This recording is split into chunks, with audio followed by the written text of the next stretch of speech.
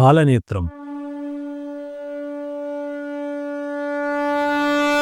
కపాలమాల, గరళకంఠం, సర్పహారం, నందివాహనం, త్రిశూల ఢమరుకాలు, గజచర్మాంబరం. ఇలా విశిష్టమైన రూపంలో భక్తులను అనుగ్రహించి కరుణించే భక్త సులభుడు పరమశివుడు.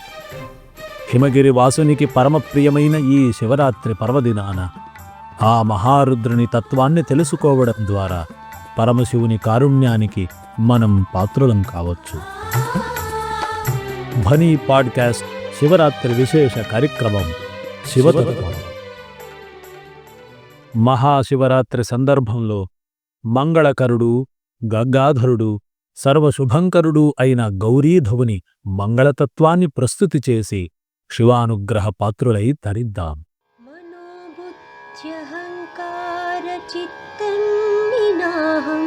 न च स्तोत्रजिह्वे न च घ्राणनेत्रे न च व्योमभूमिर्न तेजो न वायुः चिदानन्दरूप शिवोऽहं शिवोऽहं चिदानन्दरूप शिवोऽहं शिवोऽहं शिवोऽहं शिवोऽहं. హరాయ భజకానిష్ట హరాయ పురవైరిణే భవాయ భవతే భూయచ్చివాయ శిరసాన్నమః. హరా, నిన్ను కొలిచేవారి అనిష్టాలను హరించేవాడా, త్రిపురాంతక, భవ, శివ, నీకు తలవంచి నమస్కరిస్తున్నాను అని ఎందరో భక్తులు ప్రార్థించారు, ప్రార్థిస్తూనే ఉన్నారు. భోలాశంకరునిగా కీర్తింపబడే పార్వతీపతి అందరినీ కరుణించాడు, కరుణిస్తూనే ఉంటాడు. శివుని మూడో కన్ను జ్ఞాననేత్రానికి ప్రతీక. స్వామి మెడలో పాములు కోరికలకు ప్రతీకలు. పట్టిన త్రిశూలం కుండలినీ శక్తికి గుర్తు. మ్రోగించే ఢమరుకం వేదనాదానికి ప్రతినిధి.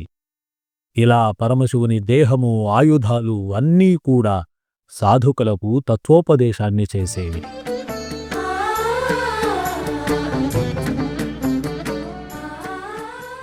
మహామహిమాన్వితమైన శివతత్వాన్ని ప్రతిపాదించే దివ్య సందర్భమే మహాశివరాత్రి.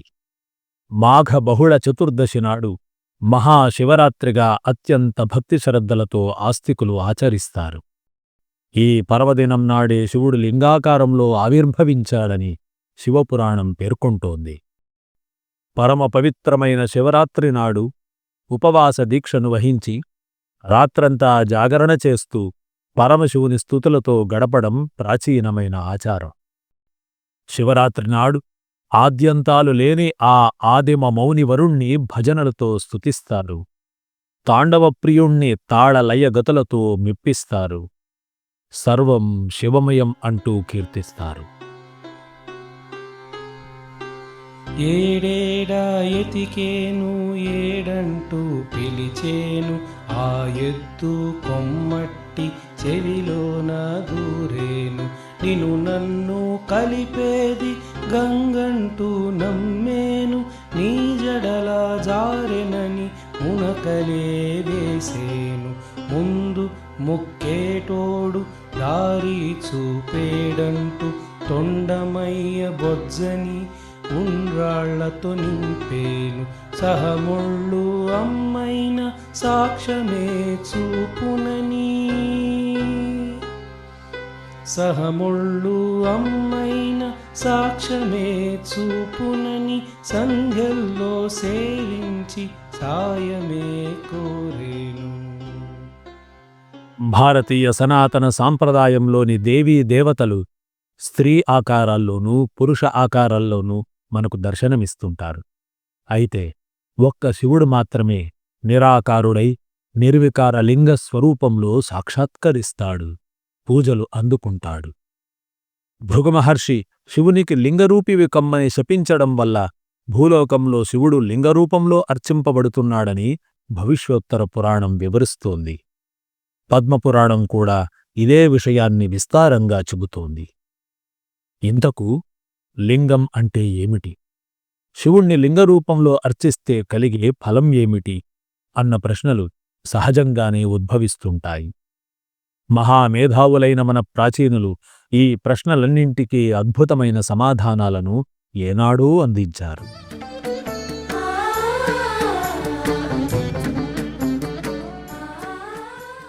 లిగిగతౌ అన్న ధాతువు నుండి లింగ శబ్దం ఉత్పత్తి అయ్యింది. గతి అంటే కదలిక లేక చలించడం. శివలింగం ఊర్ధ్వదిశను సూచిస్తున్నట్టుగా నిలువుగా ఉంటుంది. మానవులు స్వర్గాది ఊర్ధ్వలోకాలపై దృష్టిపెట్టి ఉత్తమమైన ఆ లోకాలను పొందడానికి సాధన చేయాలని శివలింగం సందేశాన్ని ఇస్తోంది. మేదినీకోశం అనే సంస్కృత నిఘంటువు ప్రకారం లింగం అంటే చిహ్నం అని అర్థం. చిహ్నం అంటే ఒక గుర్తు. శివలింగం ఒక పవిత్రమైన గుర్తు, ఓ మహత్తరమైన ఆధ్యాత్మిక చిహ్నం. శివుని ద్వారా స్వర్గాది లోకాలను సాధించవచ్చునని సూచించే ఆధ్యాత్మిక చిహ్నమే శివలింగం. न च प्राणसाङ्ग्यो न वै पञ्चवायु न वा सप्तधातु न वा पञ्चकोश न वा पाणिपादं न चोपस्थपायुः चिदानन्दरूप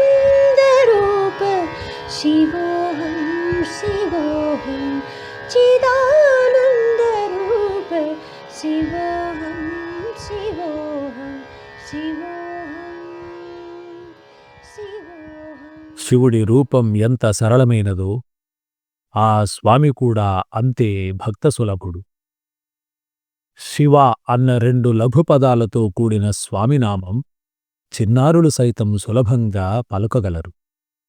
అదేవిధంగా లింగము, పానవట్టమనే 2 అంగాలను కలిగిన శివలింగ రూపాన్ని ఎవరైనా సరే చాలా సులభంగా చిత్రీకరించవచ్చు.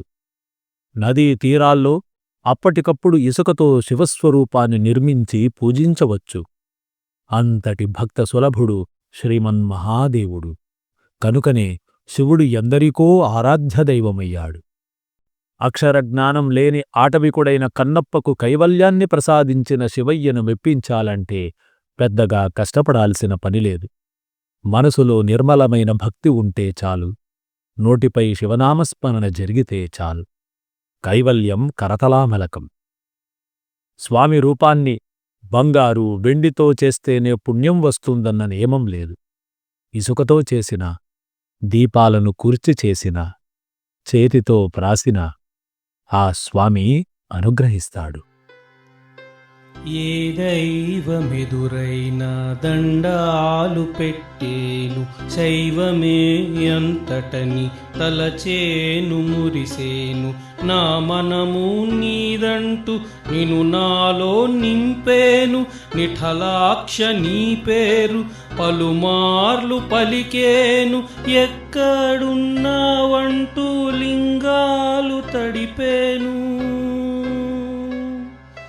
జంగాల జాడలో జంగమము వెదికేను. దేహమనే దీపంలో మనసు అనే వత్తిని వేసి భక్తి అనే నెయ్యితో వెలిగించితే అక్కడ జ్ఞానజ్యోతి సర్వప్రకాశమై వెలుగుతుంది.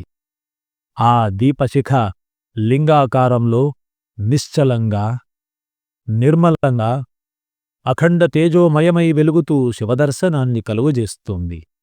శివతత్వ ప్రకాశాన్ని భక్తుల మనసులో నింపుతుంది.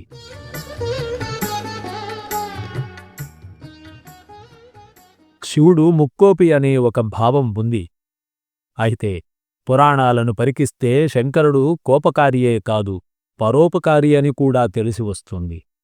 గంగానది నుండి దివి నుండి భువికి తీసుకురావడంలోనూ, క్షీరసాగరమథనంలో పుట్టిన భయంకరమైన హాలాహలాన్ని భక్షించడం వల్ల, త్రిపురాసురులు, గజాసురుడు మొదలైన రాక్షసుల సంహారంతో దేవతలకు, మునులకు, మానవులకు ఎనలేని ఉపకారం చేశాడు ఆ ఉమా వల్లభుడు. అంతేకాదు, భక్తిపూర్వకంగా తనను అభిషేకించిన వారికి ఆరోగ్యాన్ని ప్రసాదించడం, మనసారా కొలిచిన వారికి అకాల మృత్యువును పరిహరించడం వంటి ఎన్నో ఉపకారాలను జగత్తుకు, మానవజాతికి కలిగిస్తున్న మహామహితాత్ముడు పరమశివుడు. వరాలను ప్రసాదించడంలో భోలాశంకరుడైన పార్వతీపతిని ఈ మహారాత్రి నాడు స్మరించి అర్చించి తరించిన వారికి అనంత పుణ్య సంపదలు చేకూరినట్టే. శివునికి అత్యంత ప్రీతిపాత్రమైన మహాశివరాత్రి నాడు ఆ సర్వశుభంకరుని స్మరణతో మనమందరం తరిద్దాం. నమః పార్వతీపతయే హర హర మహాదేవ శంభో శంకర నమః శివాయ.